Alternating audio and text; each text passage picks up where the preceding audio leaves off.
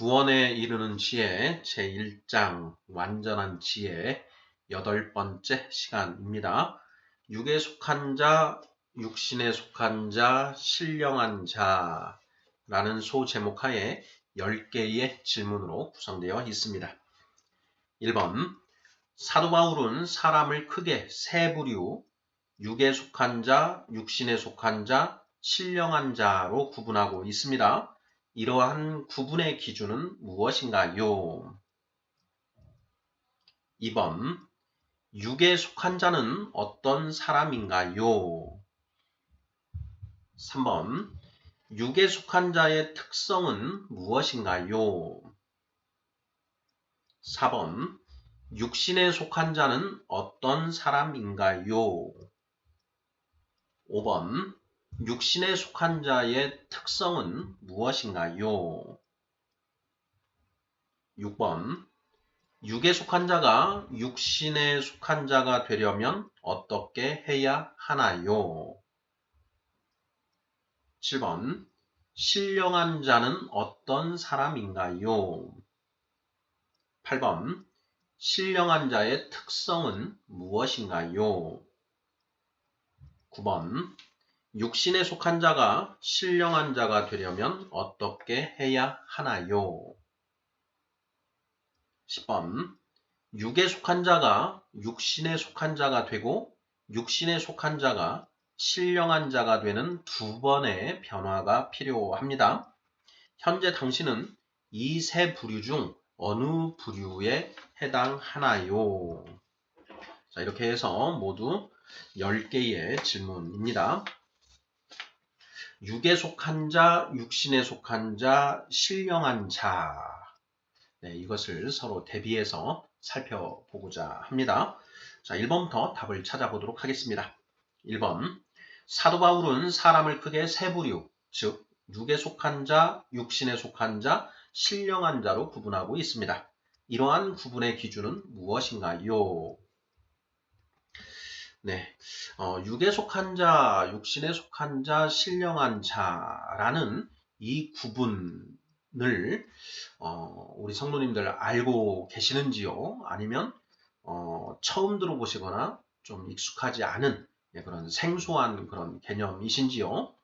분명히 성경에는 이 육에 속한 자, 육신에 속한 자, 신령한 자라는 표현이 분명히 등장하고 있습니다. 성경에 나오는 용어인 만큼 우리가 정확하게 이해할 필요가 분명히 있습니다. 자, 육에 속한 자, 육신에 속한 자, 신령한 자로 사도 바울 선생은 구분하고 있습니다. 자, 그 구분의 기준이 무엇인가 하는 그런 질문이지요. 일단 이제 개괄적으로 우리가 답을 해보면, 자, 첫 번째, 성령을 받았는가, 못 받았는가, 이거에 따라서, 자, 육에 속한 자와 육신에 속한 자, 신령한 자가 구분이 됩니다. 성령을 받았는가, 못 받았는가.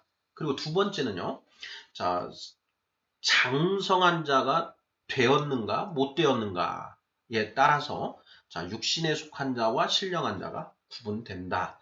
일단 이 정도로 우리가 살펴보면 되겠습니다. 자, 우리의 그 삶의 목표는 거듭나고 장성한 자가 되는 것이다. 이렇게 성경을 요약해서 우리가 말할 수가 있는데요. 거듭나기 전의 사람을 육에 속한 자, 거듭났지만 아직 어린아이 단계에 있는 사람을 육신에 속한 자, 자, 거듭나고 장성한 자가 된 사람을 신령한 자, 이렇게 표현을 한다. 뭐 이렇게 그 성경은 기술을 하고 있습니다. 자, 그러한 내용들을 자세하게 이제 문제를 통해서 하나하나 짚어보도록 하겠습니다. 자, 2번 질문입니다. 자, 육에 속한 자는 어떤 사람인가요? 이렇게 되어 있습니다. 육에 속한 자, 육에 속한 자. 자, 유다서 1장 18, 19절이 참조 말씀으로 제시가 되어 있습니다. 읽어보겠습니다. 유다서 1장 18, 19절 말씀입니다. 마지막 때에 자기의 경건하지 않은 정욕대로 행하며 조롱하는 자들이 있으리라 하였나니 이 사람들은 분열을 일으키는 자며 육에 속한 자며 성령이 없는 자니라. 이렇게 되어 있습니다. 한 번 더 읽어보겠습니다. 마지막 때에 자기의 경건하지 않은 정욕대로 행하며 조롱하는 자들이 있으리라 하였나니 이 사람들은 분열을 일으키는 자며 육에 속한 자며 성령이 없는 자니라. 이렇게 되어 있죠. 자, 마지막 때에 이렇게 되어 있습니다. 이 마지막 때가 무슨 뜻인가요? 예, 말세에 라는 뜻이죠. 자, 성경에서 말하는 말세는 언제부터 언제를 가리키나요? 말세. 자, 예수님의 초림 이후 재림 그 사이를 말세라고 이렇게 표현을 하지요. 그러니까 예수님의 초림 이후의 시대가 말세다 이렇게 이해를 하면 거의 뭐 틀림없겠습니다. 자, 그러한 마지막 때에 자기의 경건하지 않은 정욕대로 행하며 조롱하는 자들이 있으리라 이렇게 되어 있습니다. 경건하지 않은 정욕대로 행하며 정욕을 따라 행하며 조롱하는 자들이 있을 것이다. 예, 바로 이 사람들이 어떤 사람들이냐? 분열을 일으키는 자이고 육에 속한 자이고 성령이 없는 자다 이렇게 표현을 하고 있죠. 여기 보면 자 육에 속한 자다 이렇게 되어 있죠. 육에 속한 자, 육에 속한 자. ESV 성경에서는 the natural 이렇게 표현하고 있습니다. 그냥 이렇게 자연 우리가 태어난 그 모습 그대로의 사람을 육에 속한 자 이렇게 표현을 하고 있는 것이죠. the natural. 예. 그 육에 속한 자가 어떤 자냐 하는 걸 부연해서 설명을 하고 있는데요. 자, 분열을 일으키는 자이고 성령이 없는 자다 이렇게 되어 있습니다. 여기에 성령이 없는 자, 이 부분에 이제 주목을 해보면, 자, 육에 속한 자는 어떤 사람이냐? 성령을 받지 못한 사람이다. 라는 걸 성경이 명확하게 표현하고 있는 것이죠. 성령을 받지 않았기 때문에 자기 정욕을 쫓아서 행하는 것이고요. 그리고 또 조롱한다 라고 되어 있습니다. 자, 무엇을 조롱하는가? 무엇을 조롱하는가?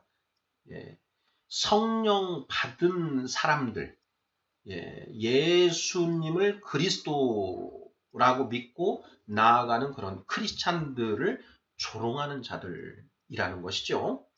예. 자, 일단 여기까지 보고 3번 문제를 보겠습니다. 자, 육에 속한 자의 특성은 무엇인가요?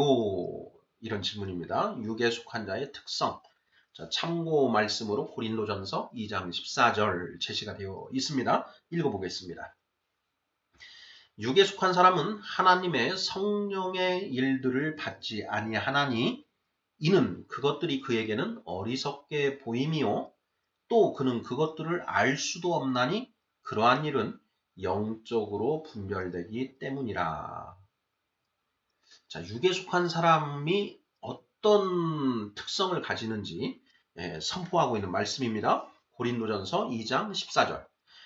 자, 육에 속한 사람은 하나님의 성령의 일들을 받지 않는다라는 것이죠. 하나님의 성령의 일들을 받지 않는다. 육에 속한 사람은 성령의 일들을 받아들이지 못한다. 이렇게 되어 있죠. 왜 그러느냐? 이는 그것들이 그에게는 어리석게 보이고 그것들을 알 수도 없다.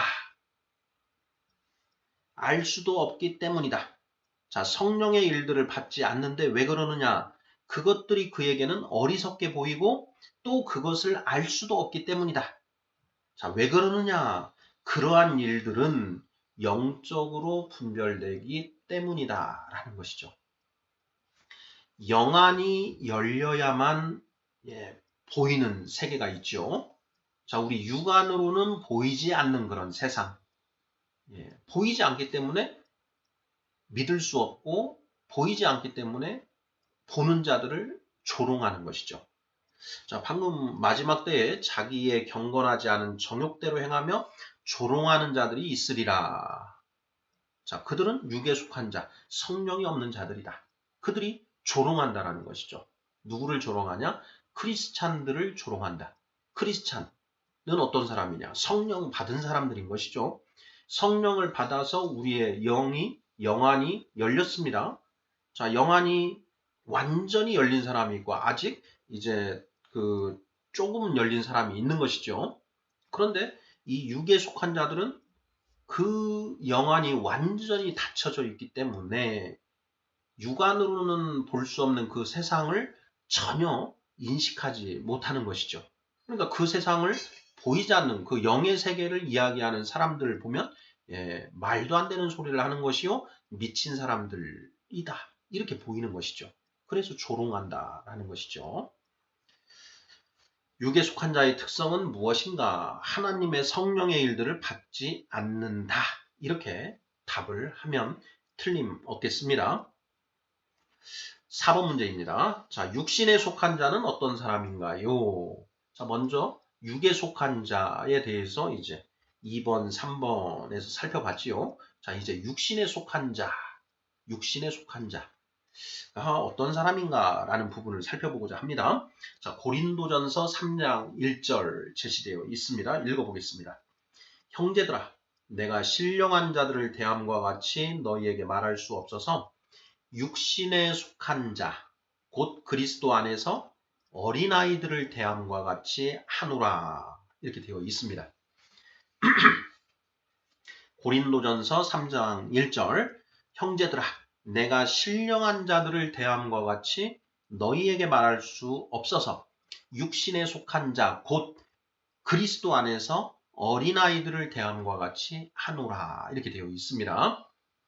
육신에 속한 자는 무엇이냐? 그리스도 안에서 어린아이들. 이렇게 되는 거죠. 분명히 성경이 그렇게 개념을 정의하고 있는 것입니다. 자, 육신에 속한 자, 육신에 속한 자.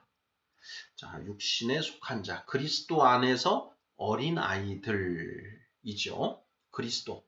우리 예수 그리스도. 예수님 안에서 어린아이들. 자, 베드로 전서 2장 2절.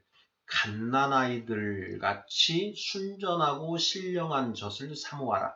이는 그들로 하여금 구원에 이르도록 자라게 하려 함이라. 이렇게 되어 있죠. 우리가 영적으로 물과 성령으로 거듭나면 영적 갓난아이 상태가 되고 하나님의 말씀을 먹고 점점 자라서 어린아이, 청년, 그리고 장성한 자가 된다. 이렇게 했습니다. 육신에 속한 자라고 표현을 하고 있죠. 그리스도 안에서 어린아이들을 육신에 속한 자 이렇게 표현을 하고 있습니다.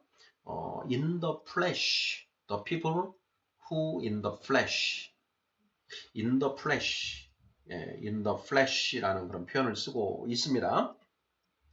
육신에 속했다, 육에 속했다, 육신에 속했다. 이게 조금 그 구분하기가 쉽지는 않은데요. 어쨌든 우리 성경에서는 한글 성경에서는 육에 속한 자, 육신에 속한 자 이렇게 구별을 하고 있다. 차이점은 무엇이냐? 거듭났는가, 거듭나지 못했는가, 성령을 받았는가, 받지 못하였는가, 이 차이점이다. 이렇게 이해를 하면 틀림없겠습니다. 자, 5번 문제 보겠습니다. 육신에 속한 자의 특성은 무엇인가요? 육신에 속한 자의 특성은 무엇인가요? 하는 질문입니다. 육신에 속한 자, 그리스도 안에서 어린아이인데요. 이러한 상태에 있는 사람들의 특성이 무엇이냐? 그걸 성경에서 찾아봐야 된다라는 것이죠. 고린도전서 3장 3절, 에베소서 4장 14절, 히브리서 5장 13절 우리가 참고할 수 있겠습니다. 자, 먼저 고린도전서 3장 3절입니다. 너희는 아직도 육신에 속한 자로다. 너희 가운데 시기와 분쟁이 있으니 어찌 육신에 속하여 사람을 따라 행함이 아니리요. 너희는 아직도 육신에 속한 자로다. 육신에 속한 자. 그리스도 안에서 어린아이다. 너희 가운데 시기와 분쟁이 있다. 이렇게 되는 거죠. 육신에 속하여 사람을 따라 행한다. 라는 것이죠. 자, 육신에 속한 자의 특성이 무엇이냐? 너희 가운데 시기와 분쟁이 있다. 라는 것, 첫째. 둘째, 육신에 속하여 사람을 따라 행한다라는 것이죠. 고린도전서 3장 3절인데 그 다음에 이어지는 표현에 의하면 나는 베드로파, 나는 바울파, 나는 예수파 이런 식으로 그걸 나누어서 서로 분열, 분파 이렇게 한다라는 것이죠. 그 이유가 무엇이냐? 육신에 속하여 사람을 따라 행하기 때문에 그렇게 서로 당을 짓고 서로 무리를 지어서 서로 다툰다라는 것이죠. 시기와 분쟁이 있고 사람을 따라 행하더라. 이게 육신에 속한 자의 특성이다라고 고린도전서 3장 3절은 선포하고 있습니다. 자, 에베소서 4장 14절 보겠습니다. 이는 우리가 이제부터 어린아이가 되지 아니하여 사람의 속임수와 간사한 유혹에 빠져 온갖 교훈의 풍조에 밀려 요동하지 않게 하려 함이라 되어 있습니다. 우리가 이제부터 어린아이가 되지 아니하여 사람의 속임수와 간사한 유혹에 빠져 온갖 교훈의 풍조에 밀려 요동하지 않게 하려 함이라 이렇게 되어 있습니다. 자, 어린아이는 어떤 특성이 있느냐? 사람의 속임수와 간사한 유혹에 빠져서 이리 흔들 저리 흔들 온갖 교훈의 풍조에 밀려 요동친다라는 것이죠. 여기에 교훈은 하늘의 교훈일까요? 세상의 교훈일까요? 바로 세상의 교훈, 세상의 가르침이라는 것이죠. 이 사람이 이렇게 얘기하면 그게 맞는 것 같아서 거기에 솔깃하고 또 저 사람이 이렇게 얘기를 하면 그게 맞는 것 같아서 거기에 휩쓸리고 이게 요동치는 것이다 라는 것이죠.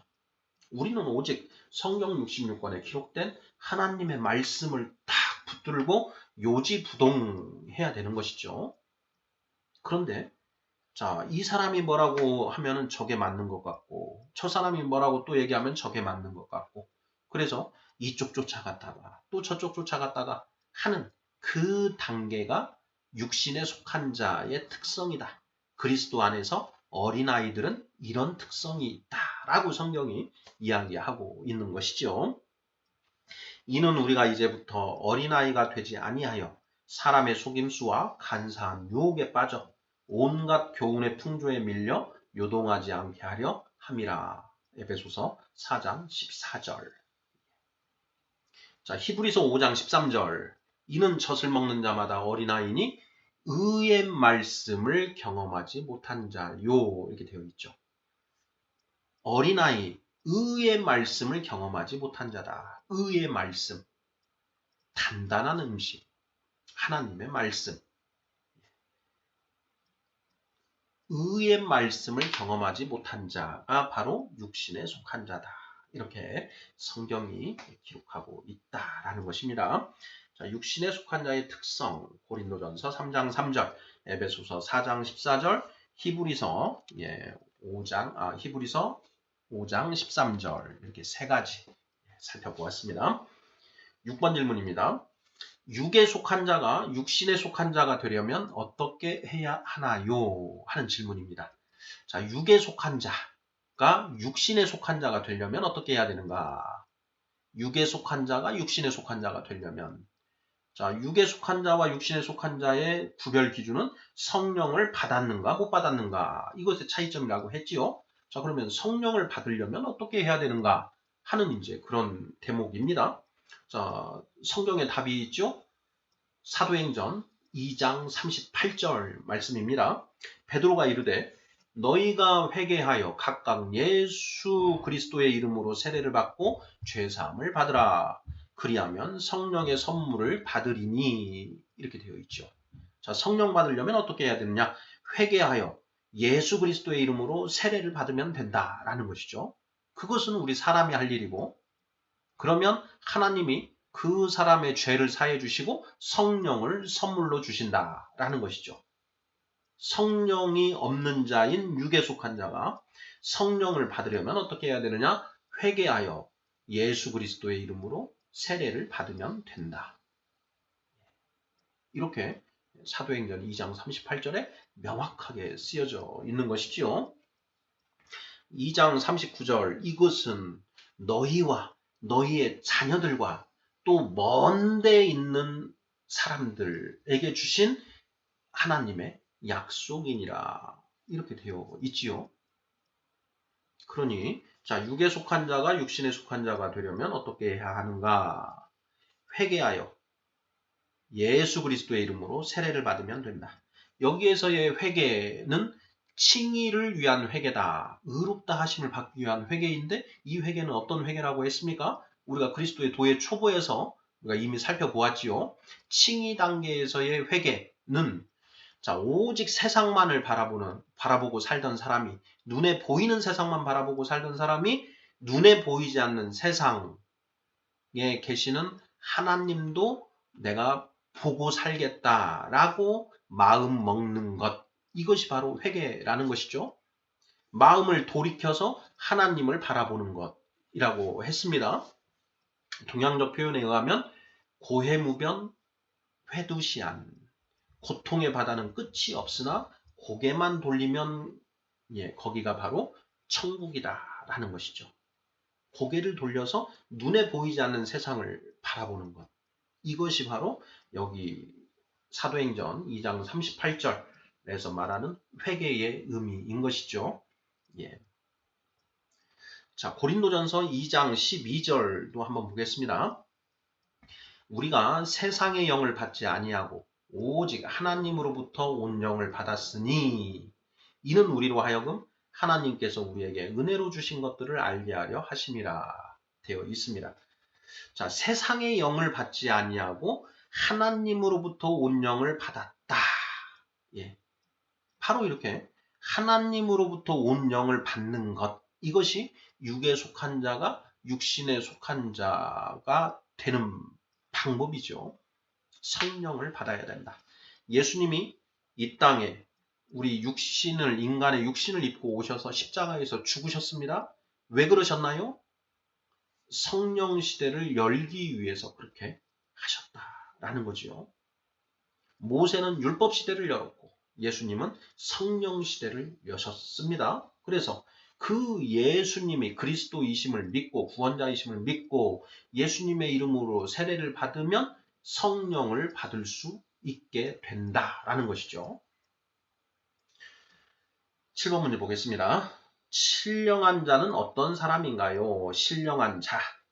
5번, 6번, 4번, 5번, 6번에서 우리가 육신에 속한 자 살펴보았습니다. 자, 이제 신령한 자에 대해서 살펴보는데요. 자, 신령한 자는 어떤 사람인가? 신령한 자는 어떤 사람인가? 자, 신령한 자는 어떤 사람입니까? 하고 자, 누군가가 묻는다면 우리 성도님들 어떻게 답변하시겠습니까? 저는 히브리서 5장 14절, 디모데후서 3장 17절 말씀으로 답을 하면 되지 않을까 이렇게 생각해 보았습니다. 자, 히브리서 5장 14절. 단단한 음식은 장성한 자의 것이니 그들은 지각을 사용함으로 연단을 받아 선악을 분별하는 자들이니라. 이래 되어 있고요. 디모데후서 3장 17절. 이는 하나님의 사람으로 온전하게 하며 모든 선한 일을 행할 능력을 갖추게 하려 함이라. 이래 되어 있습니다. 신령한 자는 어떤 사람인가? 첫째, 지각을 사용함으로 연단을 받아 선악을 분별하는 자들이다. 하나님의 말씀을 하나하나 깨달아서 무엇이 옳고 무엇이 그른 것인지를 이제 온전히 분별하게 되는 사람이 장성한 자, 온전한 자, 신령한 자다. 이렇게 히브리서 5장 14절은 선포하고 있는 것이고요. 자, 디모데후서 3장 17절. 하나님의 사람으로 온전하게 하며 모든 선한 일을 행할 능력을 갖춘 사람. 하나님의 사람으로 온전하게 된 사람. 그래서 모든 선한 일을 행할 능력을 가지게 된 사람. 이게 바로 신령한 자다라는 것이죠. 성경을 통해서 하나님이 우리를 1억 존재를 만드시려고 한다라는 것이죠. 우리 인생의 목표, 이 땅에 태어난 모든 사람들의 인생의 목표는 거듭나서 장성한 자가 되는 것이다. 신령한 자가 되는 것이다. 신령한 자가 어떤 사람이냐? 하나님의 사람으로 온전하게 되어서 모든 선한 일을 행할 능력을 갖춘 사람이 바로 신령한 자, 온전한 자, 완전한 자, 장성한 자다. 이렇게 성경이 선포하고 있는 것이죠. 그렇게 되어야 합니다. 우리 거듭난 성도들은 모두 다 장성한 자가 되어야만 하는 것이죠. 장성한 자가 되어야, 장성한 자가 되어야, 천국 열차를 탈 수 있다. 장성한 자 되는 것이 쉬운 일인가, 어려운 일인가? 쉬운 일이다. 말씀만 열심히 연구 묵상하면, 누구나 다 장성한 자 될 수 있다. 베드로전서 2장 2절 갓난아기들처럼 순전하고 신령한 젖을 사모하라. 이는 너희로 구원에 이르도록 자라게 하려 함이라. 이렇게 되어 있지 않습니까? 말씀, 하나님이 우리에게 은혜로 주신 그 말씀, 성경 66권, 앉으나 서나 누우나 하나님의 말씀을 읽고 묵상하고 이렇게 하다 보면 나도 모르게 어느새 130cm 이상 자라나 있더라. 그 130cm 이상 자라나면 누구나 다 청룡 열차를 탈 수 있다. 이미 살펴보았지요. 8번 문제입니다. 신령한 자의 특성은 무엇인가요? 신령한 자의 특성. 신령한 자의 특성. 저는 고린도전서 2장 15, 16절에서 한번 답을 찾아보았습니다. 이거 외에도 신령한 자의 특성 여러 가지 들을 수 있을 텐데요. 방금 7번에서 본 것처럼 히브리서 5장 14절, 디모데후서 3장 17절 이 부분도 충분히 신령한 자의 특성이다. 이렇게도 말을 할 수 있겠는데요.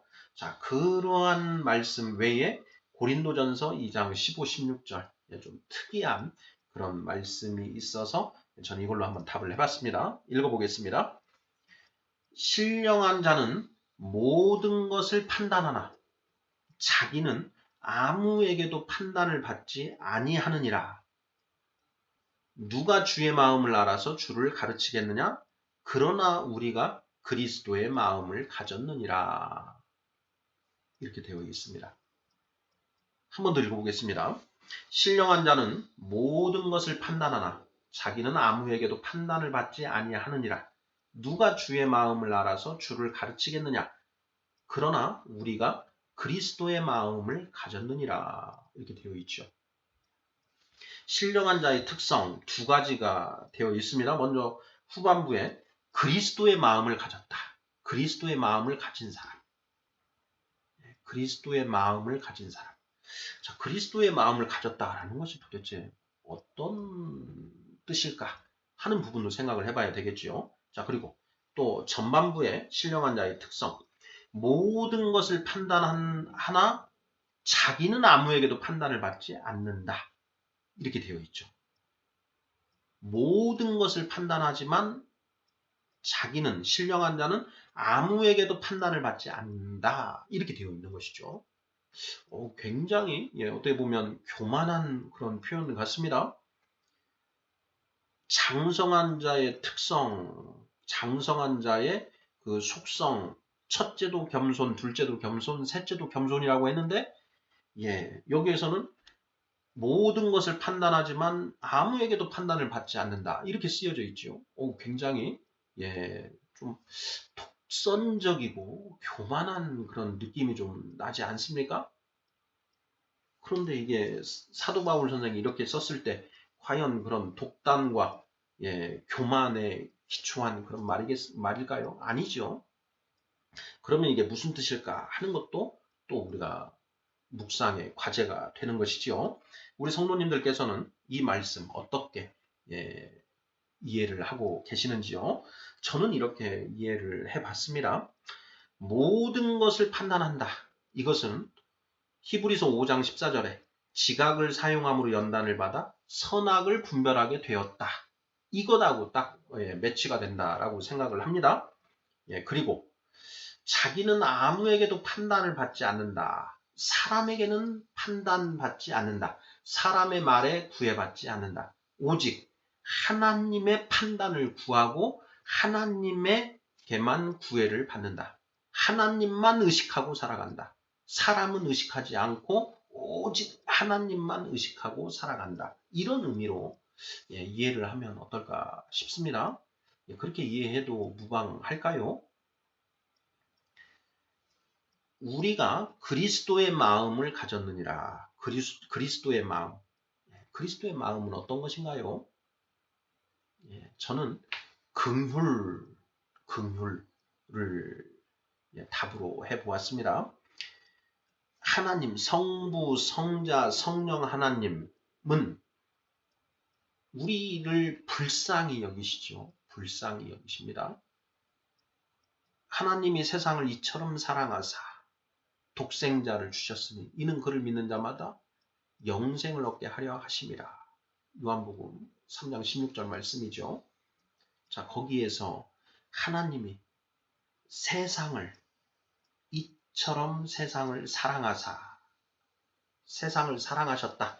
이렇게 되어 있는데 성경에서 말하는 사랑은 긍휼, 불쌍히 여기다 라는 그런 의미로 이해를 하면 딱 맞는 것 같습니다.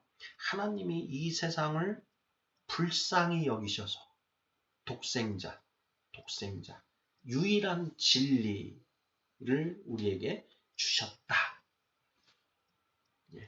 그래서 그 유일한 진리인 하나님의 말씀, 예수 그리스도를 믿는 자마다 멸망하지 않고 영생을 얻게 된다라는 것이죠.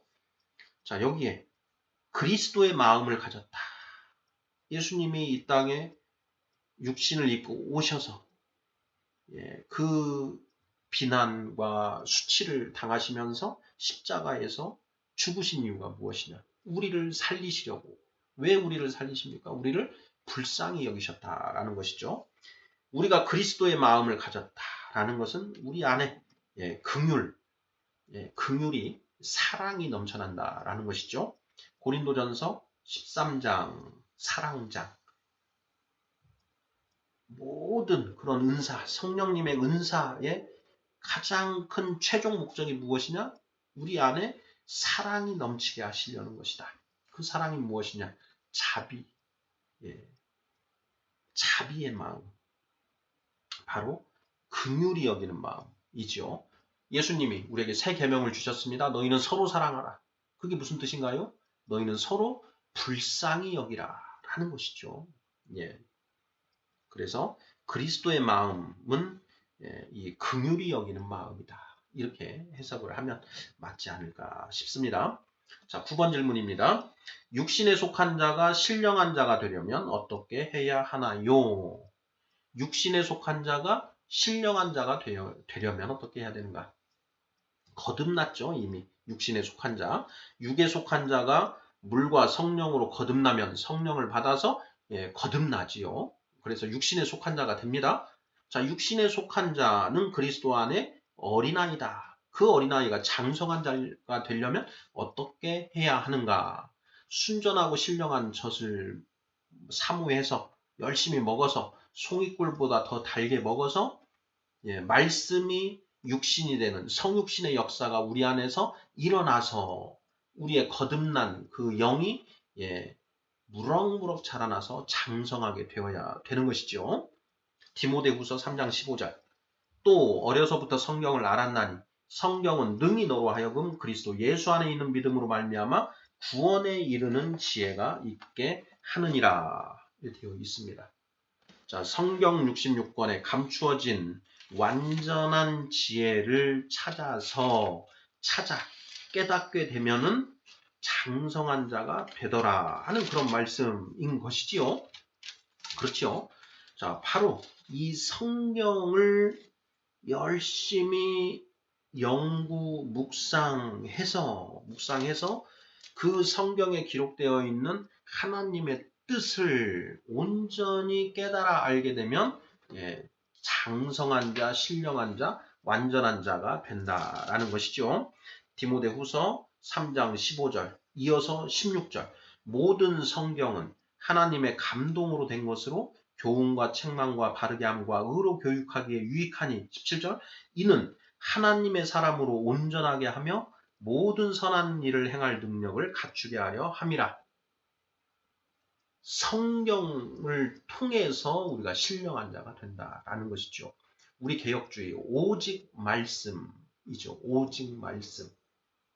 하나님이 우리에게 은혜로 주신 성경 66권의 이 말씀을 열심히 읽고 연구하고 묵상하면 무럭무럭 자라나서 다 신령한 자가 될 수 있다라는 것이죠.